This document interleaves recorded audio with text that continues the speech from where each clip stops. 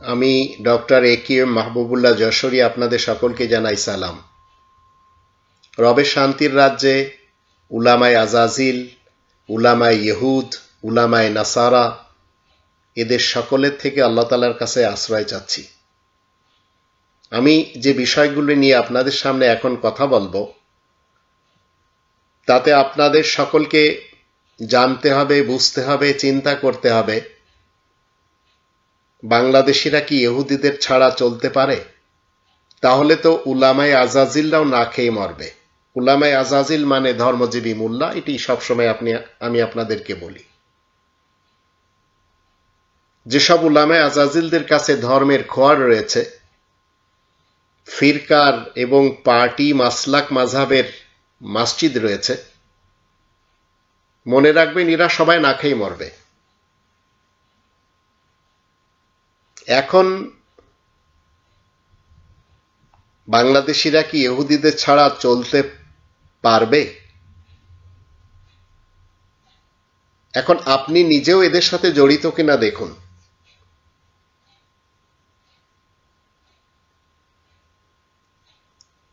আমাদের দেশের মুসলমান, শিয়া, সুন্নি, সালাফি সবাই কিন্তু ইসরায়েলের বিরুদ্ধে, আর আমি হচ্ছি উলামায়ে ইহুদ, উলামায়ে আজাজিল এদের বিরুদ্ধে। তারা ইসরায়েলে বসবাস করুক অথবা ফিলিস্তিনে বসবাস করুক অথবা বাংলাদেশে বসবাস করুক। এখন বাংলাদেশিরা যারা এই মৌলবীদেরকে টাকা দিচ্ছে, সেই মাদ্রাসাগুলি হোক হাটাজারি এবং তার যত অঙ্গ সংগঠনের মাদ্রাসা, এই খানকাগুলি হোক চরমোনাই অথবা অন্যান্য পীরদের খানকা, এই মৌলবী সমাজ ফিরকার বায়তুল মুকাররমের ইমাম হোক অথবা অন্যান্য মসজিদের, এই মৌলবী সমাজ আলিয়াকে সাপোর্ট করুক অথবা কওমিকে, মনে রাখবেন এরা সবাই যাদের কাছ থেকে টাকা পায় তারা সবাই ইসরায়েলের পণ্য বিক্রি করে আমাদের দেশে, এবং আমাদের দেশের মুসলমান, শিয়া, সুন্নি, সালাফি সহ এই মৌলবীরাও সেই সব পণ্য খায়। আপনি আর আমি যদি আজ ইসরায়েলি পণ্যকে বর্জন করি, আমি আমার জীবনে করেছি, আমি তাদের ড্রিঙ্কস কখনো ব্যবহার করি না, তাদের চেষ্টা করি সবসময় যেন তাদের কোনো কিছু আমি ব্যবহার না করি, না কিনি। তো একজন মুসলিম হিসেবে যদি আমি ইসরায়েলি পণ্য ব্যবহার না করি, ইসরায়েলি পণ্য না কিনি, তাহলে তো ইসরায়েল এমনিতে শেষ হয়ে যাবে। কিন্তু এই মৌলবী সমাজ যারা নিজেদেরকে ওয়ারাসাতুল আম্বিয়া মনে করেন, যারা নিজেদেরকে মনে করেন যে তারা নবীদের, রাসূলদের ওয়ারিস, এরা ইসরায়েলের বিপরীত কোনো কিছু করে দেখাক, কিন্তু এরা যখন কোনো কিছু করতে যায় তখন জাতিকে, এরা তো নিজেরা ডোবে, জাতিকে নিয়েও ডোবে। যেমন এসান গ্রুপ, আবার যেমন ডেস্টিনি বা এই টাইপের অনেকেই আমার থেকে আপনারা বেশি ভালো জানেন। তো আমাদের দেশে ইসরায়েলি পণ্য যারা বিক্রি করে এরাই কিন্তু মসজিদ, মাদ্রাসা আর এই উলামায়ে আজাজিল এদেরকে চালায়, এই পীরদের খানকাতে এদের আসা যাওয়া। তা আমি একজন মুসলিম হিসেবে যথাসাধ্য চেষ্টা করি এদের কোনো কিছু যেন ব্যবহার না করি। তারপরেও দেখা গেল যখন অল্টারনেটিভ না পাই তখন তো করতেই হয়। যেমন মোবাইলের ব্যাপারটা নিয়ে বা কম্পিউটারের ব্যাপারে, আমাদের দেশে ড্রিঙ্কস হিসেবে যদি দেখি, Pepsi, Coca Cola, Fanta, Sprite, 7 up, আবার বিভিন্ন রকমের জুস, এগুলি সব বিক্রি করছে আমাদের দেশের মুসলমানেরা। এগুলি সব ইসরায়েলি পণ্য। আমাদের দেশে কিন্তু এদেরই রেস্টুরেন্ট রয়েছে, সেটা কেএফসি বলেন বা ম্যাকডোনাল্ডস বলেন অথবা পিজা হাট বলেন অথবা সাবওয়ে বলেন, স্নেক্স বার এদেরই কিন্তু। আবার কুরকুরে, লাইস, এই সবগুলো আমাদের সন্তানেরা আমাদের দেশে খায়। কেচাপ আছে বিভিন্ন রকমের, ম্যাগি আছে,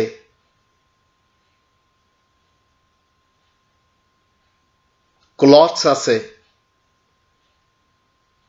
জিন্স আছে, লিভস আছে, নাইক আছে, এগুলি সব আমাদের দেশে বিক্রি হচ্ছে, তৈরি হচ্ছে এবং এই টাকাগুলি সব ইসরায়েলে যাচ্ছে। এখন সেটা আমেরিকা হয়ে যাক বা ইউরোপ হয়ে যাক, সেটি আলাদা ব্যাপার। ওরেও চকলেট বাচ্চারা খায়,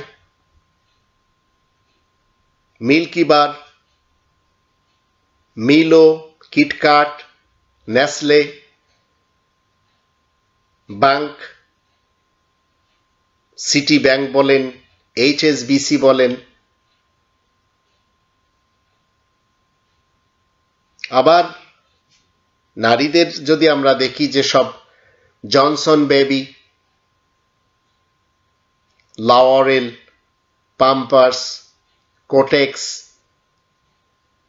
মেবিলিং, এসব ইসরায়েলি আইটেম। টেকনোলজিতে এরা মটোরোলা বলেন, নোকিয়া বলেন, আইফোন বলেন, এইচপি বলেন, ইন্টেল বলেন, আইবিএম বলেন, P&G, আবার যে আমাদের দেশে লিপটন চা, এগুলি ওরাল বি বা কোলগেট, এই সবগুলি কিন্তু ইসরায়েলি আইটেম। তা আমাদের দেশের মুসলমান, শিয়া, সুন্নি, সালাফি যারা রয়েছে তারা কি এগুলি ব্যবহার করে না? মজার জিনিস হচ্ছে এই সব যারা আমাদের দেশে বিক্রি করে এবং এখান থেকে টাকা পাচ্ছে কারা? এই উলামায়ে আজাজিলরা। আর আমরা যারা রবের শান্তির রাজ্যে মুমিন মুসলিম রয়েছি, আমরা দেখতেই পাচ্ছি এরা কেউ একজন আর একজনকে বলছে তুই লামাঝাবি, তুই পীরের মুরিদ, তুই মুনাফিক, তুই ওহাবি, তুই শিয়া, তুই সুন্নি, তুই সালাফি। ঐক্যের ভিতরে বিভাজন করার কাজে ব্যস্ত এই উলামায়ে আজাজিলরা। আর এদের কাছে মাদ্রাসা রয়েছে, ধর্মের খড় রয়েছে, আবার এরাই কিন্তু বলৎকার করে ধরা খায়। আমাদের দেশে কোনো বিচার হয় না এবং অতীতেও কোনোদিন হয়নি। তো বাংলাদেশিরা ইহুদিদের ছাড়া চলতে পারবে কিনা এবার আপনি আমি একটু চিন্তা করি। আমি কিন্তু ইসরায়েলের পক্ষেও না, আবার ফিলিস্তিনের বিপক্ষেও না। তো বাংলাদেশিরা ইহুদিদের ছাড়া চলতে পারছে না। আর এই কাজগুলি যারা করে, এই সব দোকান যাদের রয়েছে, এরাই কিন্তু একটা নাইক বিক্রি করে একটি লোক হুজুরকে পয়সা দেয়, একটি কোকাকোলা বিক্রি করে মাদ্রাসাতে টাকা দেয়, মসজিদে টাকা দেয়। আবার এই সব লোকগুলি কিন্তু দেখবেন মসজিদ মাদ্রাসার বড় বড় পদে বসে আছে, কেউ মসজিদের মুতাওয়াল্লি, কেউ মাদ্রাসার সেক্রেটারি। কিন্তু এই উলামায়ে আজাজিল এরা কখনো ইসলামের বিধিবিধান নিয়ে মসজিদের বাহিরে কথা বলবে না, মাদ্রাসার বাহিরে বলবে না। হাত কাটার কথা বলবে মাদ্রাসার ভিতরে, কিন্তু চোরের যে চুরির হাত কর্তন করতে হয় সেটা বলবে না, মাদ্রাসার বাহিরে এরা বলবে না। এরা বিচার ব্যবস্থা শিখাবে মাদ্রাসার ভিতরে, মসজিদের ভিতরে, বাহিরে কোর্ট কাছারি পর্যন্ত নিয়ে যাবে না। সংসদ ভবনে যারা রয়েছে, যারা সেখানে কথা বলে, আমাদের দেশে অবশ্য আমি দেখেছি কেউ কেউ কোরআনের কথা সেখানে বলার চেষ্টা করেন। তো সংসদ ভবনে বলেন, শিক্ষা মন্ত্রণালয় বলেন বা শিক্ষা যত প্রতিষ্ঠান রয়েছে, এইসব জায়গায় কোরআনের কথা এই উলামায়ে আজাজিল এবং এই ইসরায়েলি পণ্য যারা বিক্রি করে চলেছে, সাপোর্ট করে চলেছে, ব্যবহার করে চলেছে, এরা সুশিক্ষা দিবে না। শিক্ষা মন্ত্রণালয় বলেন, হাট বাজারে বলেন, প্রতিষ্ঠানগুলিতে বলেন, ব্যবসায়ী যারা রয়েছে, এরা কেউ কোরআনের কথা বলবে না। আর শিক্ষাঙ্গনে গাঁজা চাষ হয় আমাদের দেশে। শিক্ষাঙ্গন থেকে নোবেল বিজয়ী লোক বেরোনো অনেক কষ্টকর। আর যদিও কেউ বেরোয় তাহলে তাদের আবার ক্যারেক্টার ভিন্ন, ইসরায়েলকে সাপোর্ট করে, 100 কোটি টাকাও দেয়। তো একজন ইমাম সাহেব বেতন পাচ্ছেন, মাদ্রাসার হুজুর বেতন পাচ্ছেন এই সব লোকদের টাকায়। এরা কিন্তু বলে আমরা এসব নিই না, সরকারের কাছ থেকে কিছু নেয় না। তো সরকারের কাছ থেকে না নিই, কিন্তু ব্যবসায়ীগুলি কখনো একজন মাদ্রাসার হুজুর মোহতামিম জিজ্ঞাসা করবেন না যে আপনার পয়সা হালাল না হারাম, আপনি ইসরায়েলকে সাপোর্ট করতে যে অর্থ কামিয়েছেন। কখনো মৌলবীদেরকে কোকা কোলা মুক্ত পাবেন, পেপসি মুক্ত পাবেন? পাবেন না। কিন্তু কোকা কোলা একটু উল্টা করে দেখেন, লা মক্কা লা মোহাম্মদ, আর পেপসি PEPSY পে এভরিওয়ান পিনে সেভ ইসরায়েল। তা আমি তো কোকা কোলা বলেন বা এই টাইপের ড্রিঙ্কস যা আছে এগুলি টয়লেট ক্লিনার বলি, এগুলি খাবারের কিছু না। যেমন আমাদের দেশে একটি তেল খাওয়া হয় যেটিকে বলা হয় সোয়াবিন, এটি একটি কেমিক্যাল, এটা খেলে যেমন ক্যান্সার হতে বাধ্য আপনি, ঠিক এইভাবে ইসরায়েলি পণ্যগুলি আপনি আপনার টেবিল থেকে সরাতে পারবেন? পারবেন না। বাচ্চাদের থেকে পারবেন? পারবেন না। আর এই মৌলবী সমাজ অল্টারনেটিভ আর একটি দিবে না। এহসান গ্রুপের মতো এরা দেওয়ার ওয়াদা করতে যে কোটি কোটি ডলার নিবে, কি বলে, জাতিকে নিঃস্ব করে দেবে, ডেস্টিনির মতো বলেন। আমি যদিও ডেস্টিনির সাথে জড়িত ছিলাম। তো এরা সবাই ইসলামকে প্র্যাকটিস কোথায় করে? মুখে বলে মসজিদে আর মাদ্রাসায়। মাদ্রাসার গেটের বাহিরে কোনো ইসলাম নেই আমাদের দেশে, মসজিদের গেটের বাহিরেও কোনো ইসলাম নেই। আর যা মাদ্রাসার ভিতরে আর মসজিদের ভিতরে ইসলামের নামে শেখানো হয়, ইনায়েতুল্লাহ আব্বাসী যা শিক্ষা দেয় সেটা ইসলামের বিপরীত। চরমনার পীর যেটা শিক্ষা দেয় সেটা ইসলামের বিপরীত, কিন্তু সেগুলি মুসলমান শিয়া, মুসলমান সুন্নি, মুসলমান সালাফিরাই মেনে চলে। তো সালাফিদের প্ল্যাটফর্ম আমাদের দেশে আলাদা, সালাফিদের ভিতরেও হরেক রকমের প্ল্যাটফর্ম রয়েছে। ঠিক এইভাবে সুন্নিদের দেওবান্দি বেরেলবি, তাবলিগীদের আবার সাদ গ্রুপ, জুবায়ের গ্রুপ, এইভাবে সব বেটে আছে।